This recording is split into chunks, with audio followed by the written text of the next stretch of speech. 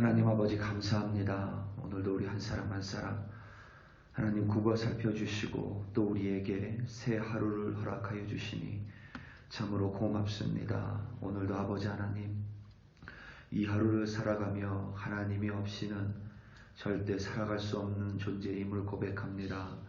오늘도 하나님께서 우리의 손을 잡아주시지 아니하면 우리와 함께하지 아니하시면 하나님 오늘도 우리는 패배할 수밖에 없는 연약한 존재임을 고백합니다. 그래야 아버지 하나님 오늘 하루도 살아갈 때에 나와 함께 계시는 하나님을 꼭 기억할 수 있도록 도와주시고 매 순간순간 나를 인도하시며 말씀으로 나의 길을 비춰주시는 바로 그 하나님과 그의 말씀을 기억하며 살아갈 수 있도록 성령께서 도와주시옵소서. 그래야 오늘 하루 살아가며 하나님과 동행하는 승리의 주의 백성으로 세워주시옵소서. 감사합니다. 예수님의 이름으로 기도드립니다. 사무엘상 18장 17절부터 30절 말씀으로 주의 말씀을 증거합니다. 우리 다 함께 보시겠습니다. 능력받는 새벽기도, 응답받는 새벽기도, 성령과 함께하는 새벽기도. 할렐루야. 아멘. 흉악한 범죄를 저지른 이들을 텔레비전에서 볼 때가 있습니다. 혹은 그들의 삶의 어떠한 이야기를 신문 기사에서 우리가 종종 접할 수 있습니다. 그 중에는 어린 시절부터 악했던 이들이 있는가 하면 더러는 어린 시절에는 순하거나 착했던 이들도 있었습니다. 그런 이들이 어린 시절에 어떠한 경험이 그들에게 트라우마가 됐고 그로 인해 범죄를 저지르기 시작했습니다.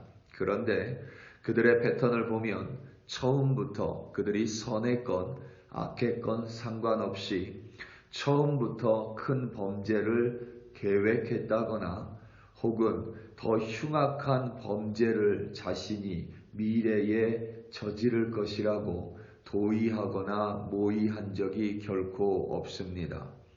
마치 바늘 도둑이 소 도둑이 되듯이 그들은 작은 범죄를 아무런 죄의식 없이 저지르기 시작했습니다. 정신과 의사들에 따르면 10세에서 12세 이전에 다음과 같은 행동 패턴이 나타날 경우에 다른 이를 아무런 죄의식 없이 죽이는 사이코패스로 발전될 확률이 대단히 높다고 합니다.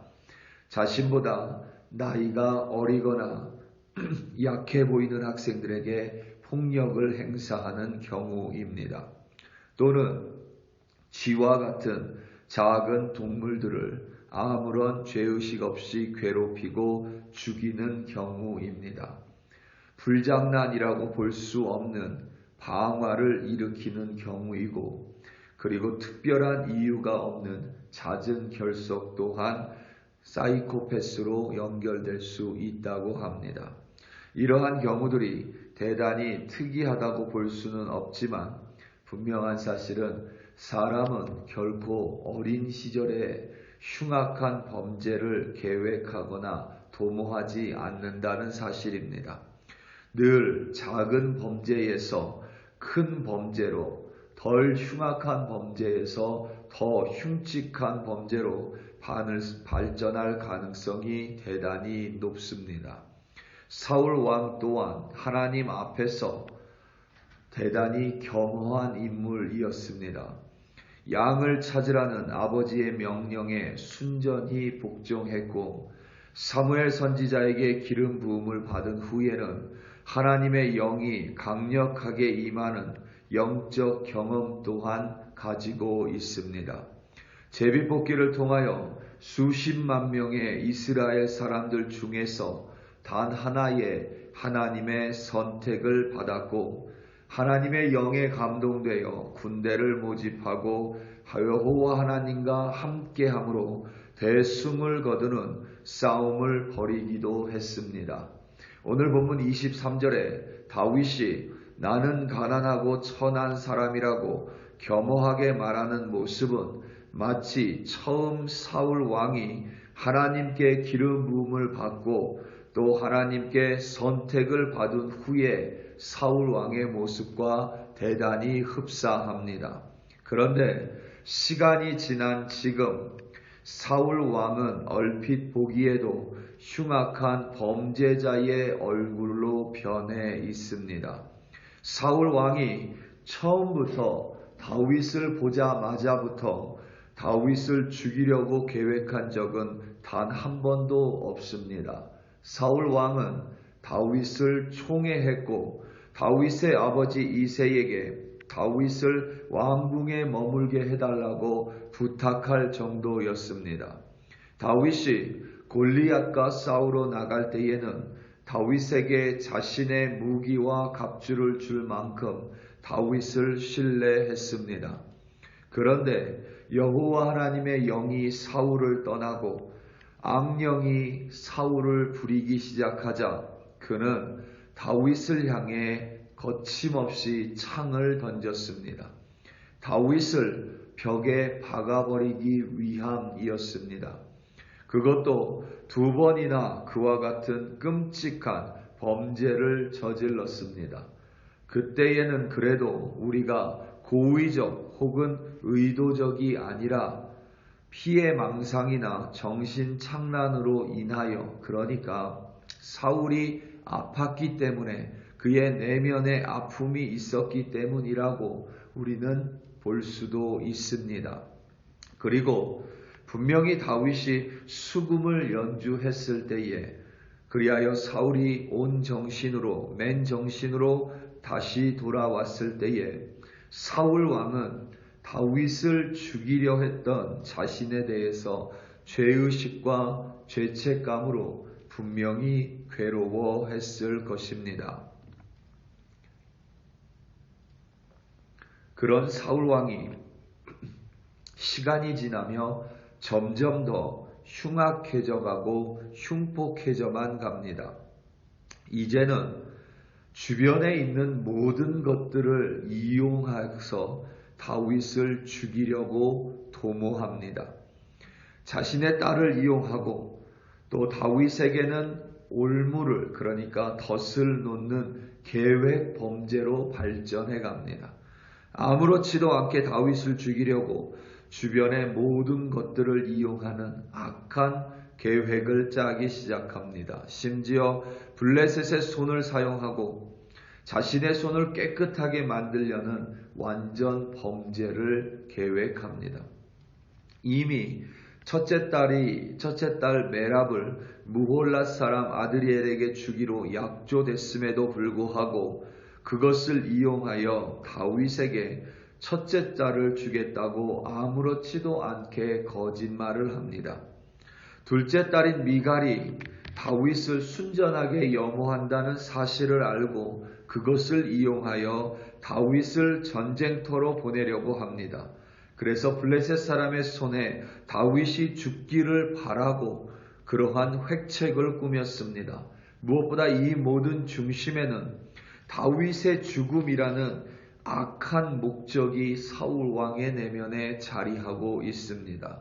더 심각한 점은 이런 악한 사울 왕은 점점 더 악해져만 간다는 사실입니다. 이것이 바로 하나님을 떠난 자들의 모습이고 하나님을 떠난 자들의 변화되어가는 그러한 모습입니다. 하나님을 떠난 사람이 처음부터 악하지 않을 수도 있습니다. 어찌 보면 하나님 앞에서 눈물로 회개하는 사람이 더 많은 죄를 지은 사람일 수도 있습니다.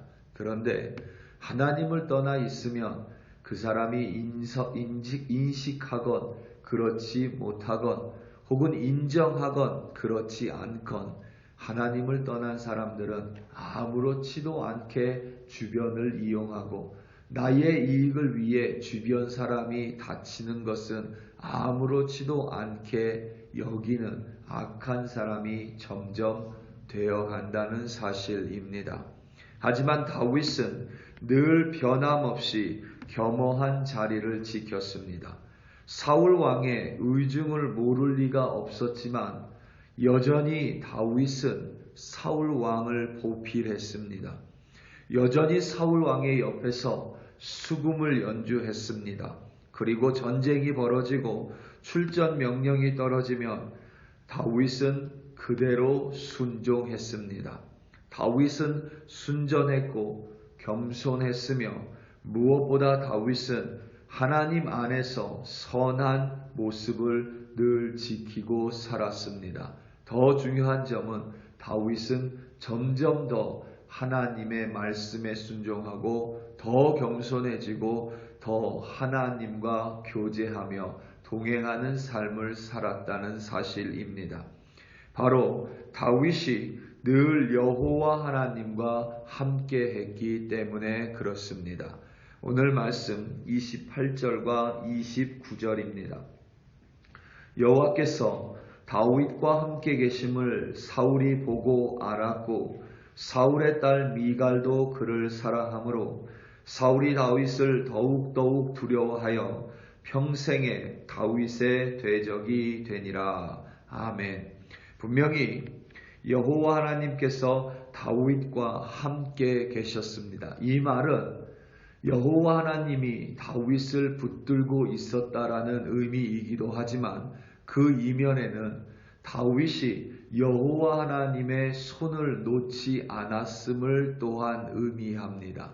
다시 말하면 다윗은 늘 하나님과 동행하심을 간구했고 전지전능하시고 무소부재하신 하나님이 늘 자기를 감찰하시고 자기를 보고 있으며 늘 자기와 함께 하신다라는 사실을 절대 잊지 않았기 때문에 자신이 힘든 순간에도 자신 안에 악한 마음이 올라올 때도 하나님께서 분명히 자신과 함께 계심을 인식하고 있었기에 그것을 결코 말이나 행동으로 옮기지 않은 겸손한 사람이었다는 사실입니다.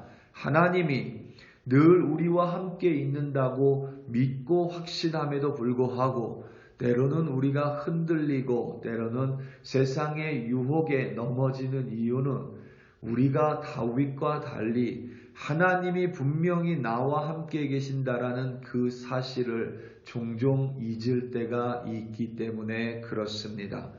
요셉을 보면 요셉이 어렵고 힘든 애굽 생활에서 요셉을 지켜줬던 것은 요셉의 꿈이 아니라 늘 여호와 하나님께서 자신과 함께하고 있다라는 것을 절대 잊지 않았던 요셉의 생각이었고 요셉의 뜻이었고 요셉의 마음가짐이었습니다. 이처럼 늘 하나님이 나와 함께 계심을 분명히 인식하고 있었던 다윗은 사울 왕과 함께 하면서도 두려워하지 않았고 블레셋 사람들과 싸울 때도 늘 하나님을 의식하고 하나님이 함께 계심을 알았기에 그들과의 싸움에서도 늘 지혜롭게 행하며 승리할 수 있었다는 사실입니다.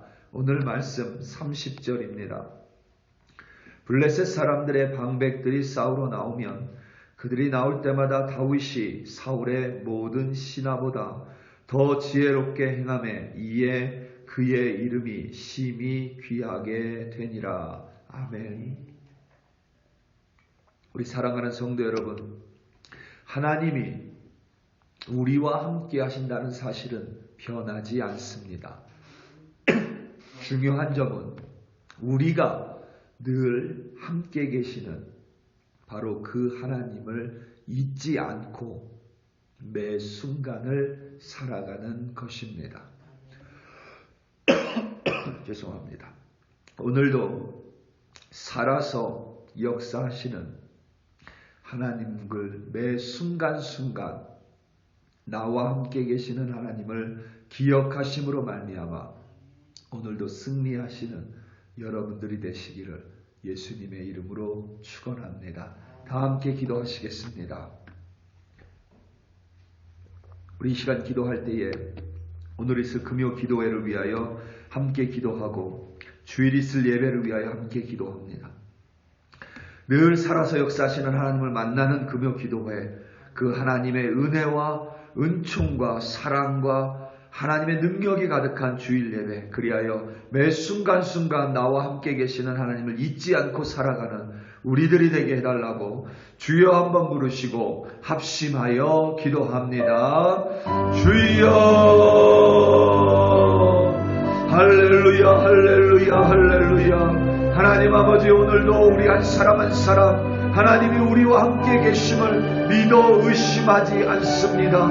그럼에도 불구하고 우리가 연약하여 하나님 때로는 세상의 유혹 앞에 하나님 내 안에 있는 탐심으로 말미암아 하나님이 나와 함께 계시지 않음을, 하나님이 나와 함께 계심을 잊고 살아가는 부족하고 연약한 존재임을 하나님 앞에 고백하오니, 오늘도 아버지 하나님 늘 나와 함께 계시는 여호와 하나님을 잊지 않고 기억하며 살아갈 수 있도록 하나님 도와주시옵소서. 그리하여 세상의 유혹에 흔들리지 아니하며 악함에 빠지지 아니하며 선하고 겸손한 주의 백성으로 오늘도 승리하는 우리 글로리교회 건석들 되게 하여 주시옵소서. 오늘의 금요 기도회 가운데 성령 충만함으로 역사하사 기도의 응답을 받는 금요 기도회 되게 하시고, 몸이 아픈 자들이 나음을 입는 금요 기도회 되게 하시고, 마음의 소원이 이루어지는 금요 기도회로, 변화되는 금요 기도회로 인도하여 주시옵소서. 주일 예배가 하나님의 손에 있사오니 모든 주의 백성들 함께 모여 우리의 모든 것들을 태워버리는 거룩한 예배로 주님 앞에 나올 수 있도록 우리 한 사람 한 사람 가운데, 심령 가운데 하나님 인도하여 주시며 역사하여 주시옵소서. 오늘도 주의 권속들 기억하여 주시고 늘 함께하며 인도하여 주시옵소서. 할렐루야, 할렐루야. 감사합니다.